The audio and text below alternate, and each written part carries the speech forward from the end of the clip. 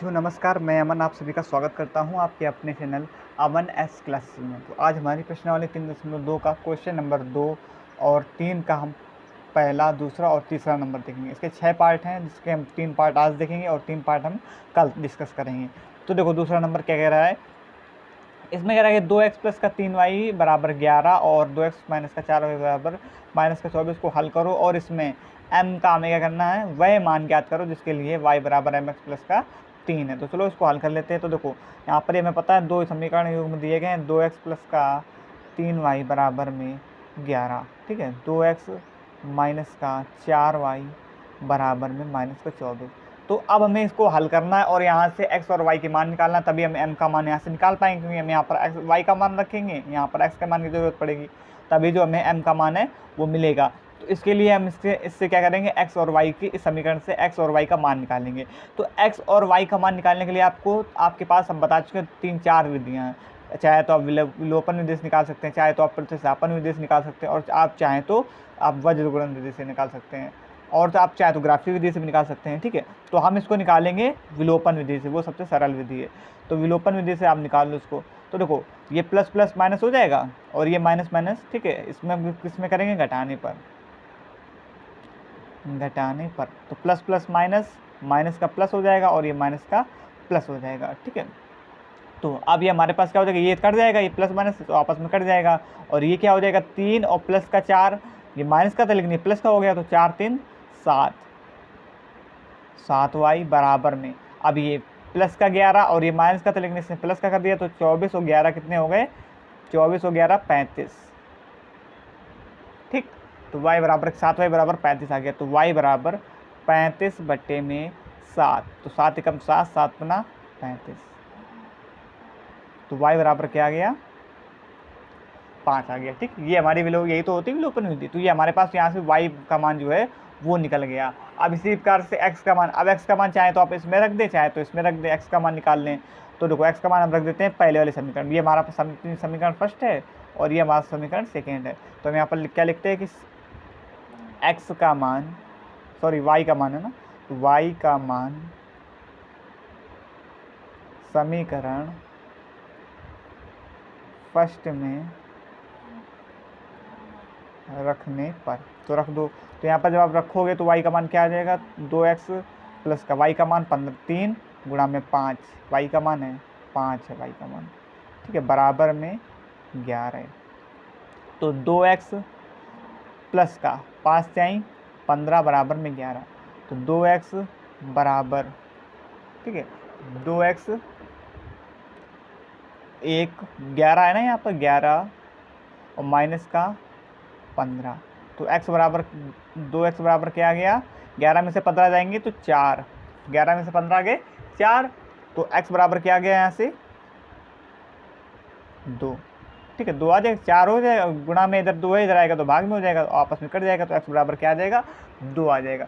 तो हमने x का मान भी निकाल लिया और y का भी मान निकाल लिया। अब हम आराम से m का मान निकाल सकते हैं। तो यहाँ पर लिख लेते हैं y बराबर एम एक्स प्लस 3, y बराबर, क्योंकि हमें x और y के मान पता चल चुके हैं, y बराबर एम एक्स प्लस 3 है, हमें x और y का मान पता ही है। y का मान है हमने निकाला 5 और m का मान हमें ज्ञात करना है, और x का मान अभी निकाल चुके हैं 2 प्लस का 3। तो इसको हल कर लो। तो देखो इसको ऐसा करो, 5 ये प्लस का 3 इधर आएगा तो माइनस का 3 बराबर में, ये 2m हो जाएगा, m का गुणा 2 में करोगे तो 5 में से 3 गए 2 बराबर में 2m, ठीक है। तो 2 बट्टे में, अब 2 इसमें गुणा में इधर आएगा तो भाग में, बराबर में m, तो m बराबर क्या आ गया 1, m बराबर 1 आ गया, कोई दिक्कत वाली बात, m बराबर हमारा जो है 1 आ चुका, ठीक। तो ये हमने m का मान निकाल लिया। सबसे पहले इसके लिए हमें x का मान, ऐसे अगर कोई सवाल आएगा तो सबसे पहले हम इसमें x और y के मान निकालेंगे, तभी तो हम यहाँ पर इस मान को रखने के बाद y का m का मान निकाल पाएंगे। तो ये हमारा m का मान आ गया, ठीक है। तो ये हो गया हमारा दूसरा नंबर। अब इसी प्रकार से देख लेते हैं तीसरा नंबर।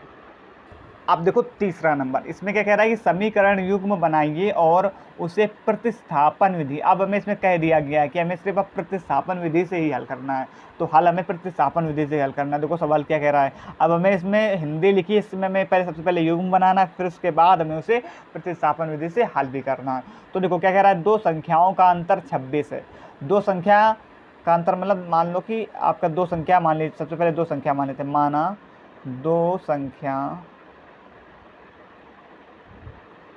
x कामा y है। ठीक, अब क्या कह रहा पढ़ो कि दो संख्याओं का अंतर 26 है। तो अंतर मतलब क्या होता है? अंतर मतलब हम बता चुके, घटाना। तो मतलब जो x और माइनस y का जो अंतर है वो हमारे पास 26 है। फिर क्या कह रहा है कि और एक संख्या दूसरी संख्या के 3 गुनी है। क्या कह रहा है? एक संख्या, तो हमारे पास कोई एक संख्या मान लेते, एक x है वो संख्या, वो जो दूसरी संख्या है उसके 3 गुनी है, तो वो 3 गुनी है। ठीक है, तो y के जो है वो 3 गुनी है। एक संख्या x है तो वो एक संख्या दूसरी संख्या के 3 गुनी है। तो हमारे जो हमने एक संख्या को x मान ली वो उसके y के 3 गुनी है। ठीक है, बात समझ में आ गई? तो x बराबर क्या हो गया हमारे पास? 3 हो गया। आप y मान सकते हैं तो y बराबर 3x भी बन जाएगा, कोई दिक्कत वाली बात नहीं है। तो ये हमारे दो समीकरण बन गए।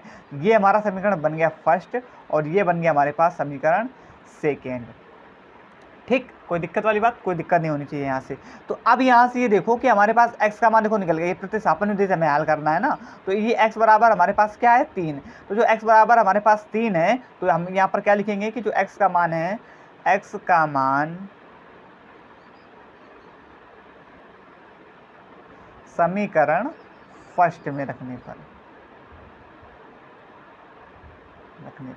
क्योंकि x बराबर हमारे पास 3y है, इसमें हम इसका मान रख देंगे।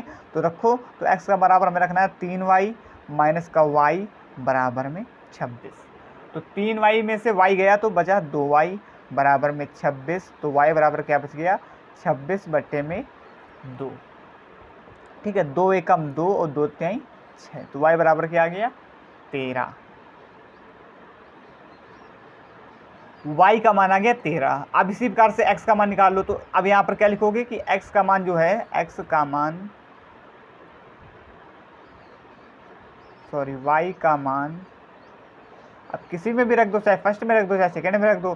तो y का मान हम रख दे रहे हैं समीकरण सेकेंड में रखने पर। तो y का मान देखो, सेकेंड समीकरण सेकेंड क्या, x बराबर 3y है। तो x बराबर और 3 इंटू वाई का मान 13। तो x बराबर क्या आ गया? 39।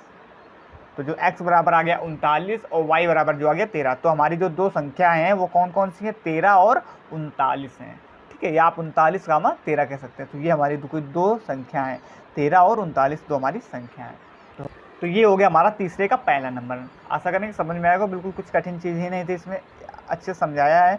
अब देखो इसी प्रकार से दूसरा नंबर, ध्यान से समझना इसके। दिन क्या कह रहा है कि दो संपूरक कोणों में बड़ा कोण जो है वो छोटे कोण से 18 अधिक है।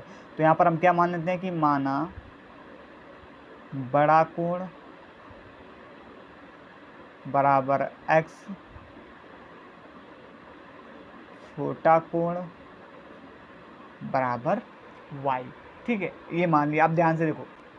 ठीक है, तो क्या कह रहा है देखो कि संपूरक कोणों में बड़ा कोण छोटे कोण से 18 अधिक है। तो बड़ा कोण हमारा क्या है? x, और छोटे कोण से 18 अधिक है, तो y प्लस में 18। ठीक है, अब हमने कैसे किया कि देखो ये तो बड़ा है ही, तो अब हमें दोनों को बराबर करना है ना। तो हमने ये तो बड़ा है, ये जो x है वो तो बड़ा है, ये बड़ा कोण है तो ये बड़ा है, तो हमने इसको भी बराबर कर दिया। तो हमने इसमें भी प्लस 18 कर दिया, तो ये भी दोनों कैसे हो गए?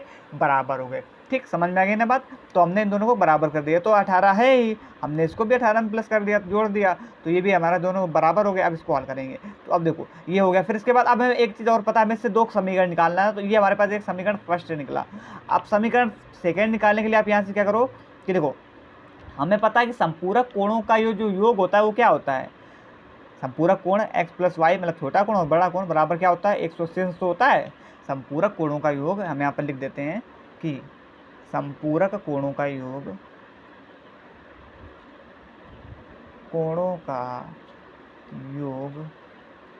बराबर 180 अंश होता है। तो यहाँ पर x प्लस वाई बराबर क्या हो जाएगा? 180 अंश। तो ये हमारे पास हो गया दूसरा समीकरण।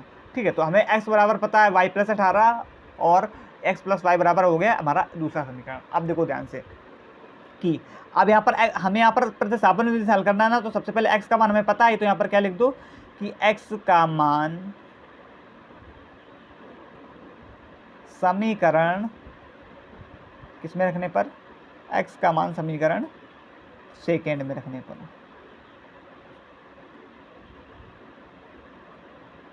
सेकेंड में रखने पर। फर्स्ट से उठा रहे, सेकेंड में रख देंगे, तो ये समीकरण फर्स्ट से। तो अब देखो, तो x प्लस का y बराबर 180, ये हमारा समीकरण सेकेंड है, और उठा कहाँ से रहे हैं, पहले से। तो x का मान यहाँ पर क्या दिया गया, y प्लस में 18 प्लस का y बराबर में 180।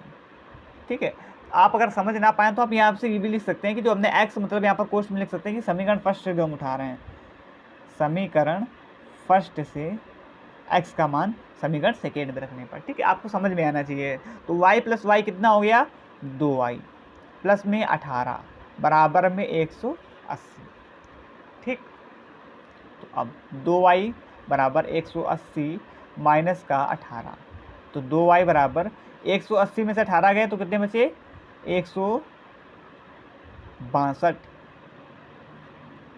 तो y बराबर क्या आ गया, 2 अट्ठे 16 और 2 एकम 2, y बराबर आ गया 81। मान निकाल लिया। अब इसी प्रकार से क्या करो कि y का मान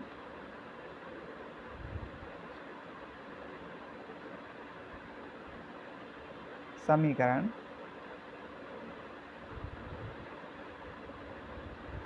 फर्स्ट में रखने पर, तो समीकरण हमारे पास फर्स्ट क्या है, x बराबर में y प्लस 18, तो x बराबर में y का मान 81 प्लस में 18, तो 81 में 18 जोड़ दो, कितना हो गया, 99। तो x बराबर क्या आ गया हमारे पास, 99। अब देखो, अब यहाँ पर लिखो कि देखो बड़ा कोण हमारा था x, तो बड़ा कोण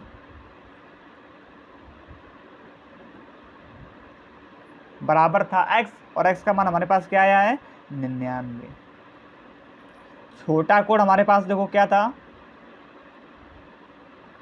y, और y बराबर क्या आया है, 81। ठीक, समझ में आई ना ये बात। और देखो, आप अगर इसकी जांच करना चाहो तो देखो आप यहाँ से जांच भी कर सकते हो। देखो ध्यान से, ये देखो इसमें क्या कह रहा है कि देखो दो समपूरक कोण में बड़ा कोण छोटे कोण से 18 अधिक है, मतलब जो बड़ा कोण है वो 18 अधिक है। तो देखो यहाँ पर 18 अधिक है ना बड़ा कोण छोटे कोण से, ये है 81, छोटा कोण है 81 और बड़ा कोण है 99, तो ये इससे 18 अधिक है ना, 18 अधिक है। तो ये जो हमारा जो आंसर है वो सही है, और इसकी जो जांच हमने की है वो भी सही है। ठीक है, तो ये जांच इस प्रकार से कर सकते हैं आप। तो ये हो गया हमारा तीसरे का दूसरा नंबर। अब इसी प्रकार से देख लो तीसरे का तीसरा नंबर। अब देखो तीसरे का तीसरा नंबर, ध्यान से समझना है। इसमें क्या कह रहा है कि एक क्रिकेट टीम के कोच ने 7 बल्ले तथा 6 गेंदें 3800 रुपये में खरीदी। बाद में उसने 3 बल्ला तथा 5 गेंदें 1750 रुपये में खरीदी। प्रत्येक बल्ले और प्रत्येक गेंद का हमें क्या करना है, मूल ज्ञात करना है। तो यहाँ पर हम सबसे पहले मान लेते हैं कि माना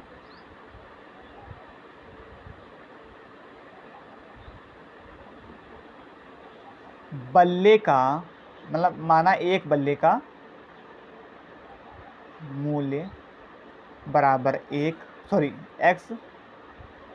और ठीक है, और माना इसमें भी यहाँ पर भी है, माना एक गेंद का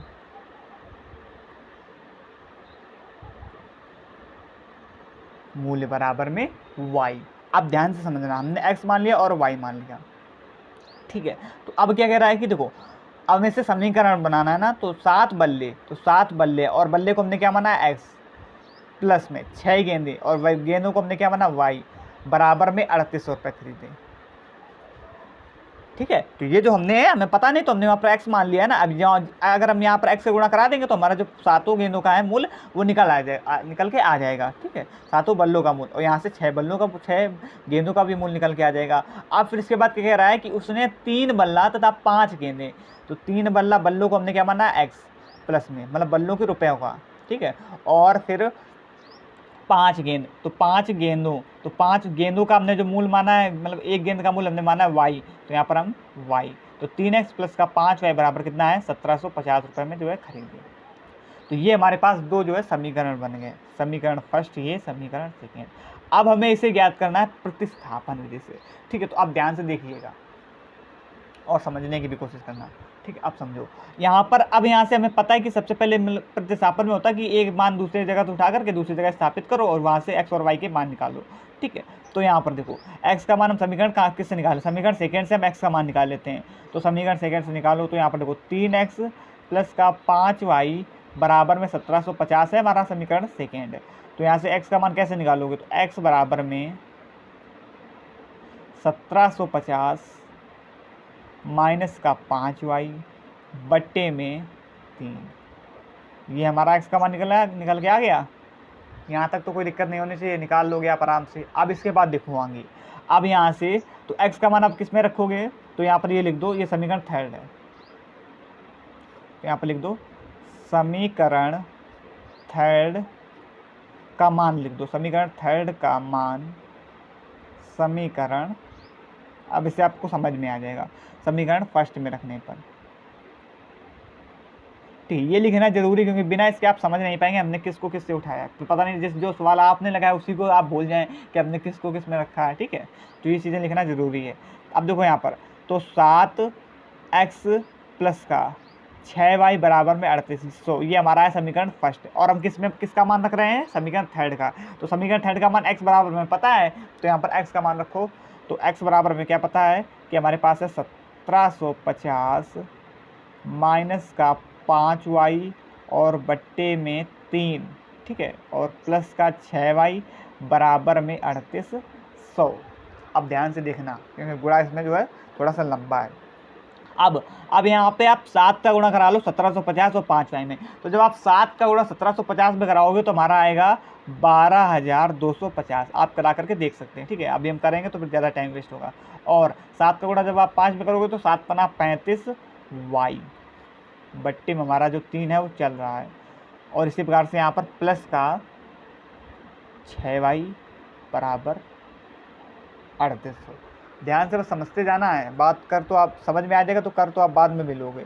तो देखो ध्यान से, अब यहाँ पर इसका ले लो लासा, तो 3 और 1 का लासा क्या आ जाएगा 3, क्योंकि हमें बट्टे वाली चीज़ हटानी होती है, हम आपको पहले बता चुके हैं। तो 3 एकम 3, यहाँ पर क्या आ जाएगा 12250 माइनस का 3 एकम 3y और प्लस का 1 तिरका 3, 3 छीका 18y, ठीक है, और बराबर में 7 पना, सॉरी यहाँ पर 35 होगा ना, 7 पना 35, 7 का गुणा हमने 5 में कराया तो 7 पना 35, माफ़ी चाहेंगे 7 पना में 35, ठीक है। 12250 माइनस का 3y प्लस का 18y बराबर, सॉरी यहाँ पर 35 हो जाएगा ना, अब बराबर में 3800, ठीक है, ध्यान से करना। अब इसके बाद 12250, 35 में से 18 जाएंगे, 35y में से 18y जाएंगे तो कितना बचेगा माइनस का 17y, क्योंकि माइनस की संख्या बड़ी है बट्टे में। अब चाहो तो 3 को इधर भेज दो।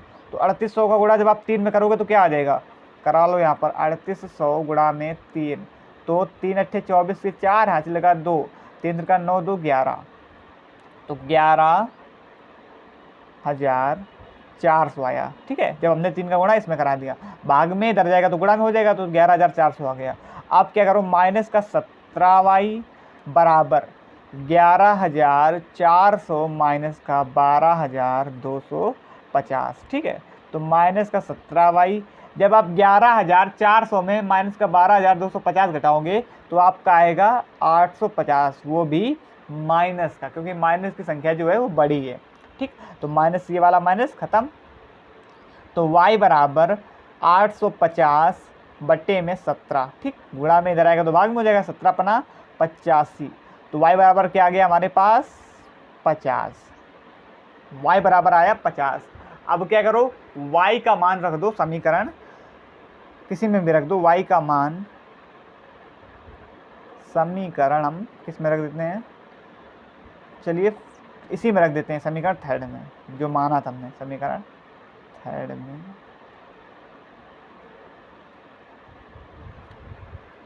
रखने पर तो देखो ध्यान से, समीकरण थर्ड क्या कहाँ है हमारा, ये है हमारे समीकरण थर्ड।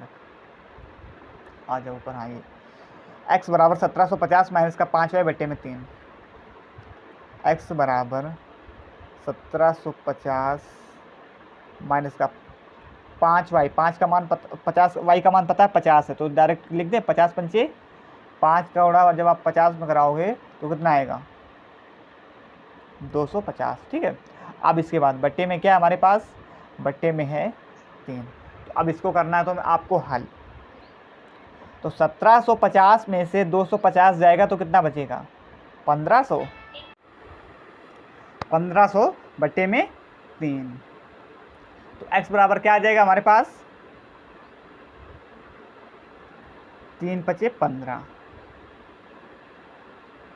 500। x बराबर आ गया 500 और y बराबर आ गया हमारे पास 50। तो मतलब जो हमने माना था, आपका क्या माना था कि जो बल्ले का मूल, ये बल्ले का मूल x, तो अब x का मान क्या है हमारे पास 500, मतलब जो एक बल्ला है वो कितने का है 500 रुपये का है। तो बल्ले का मूल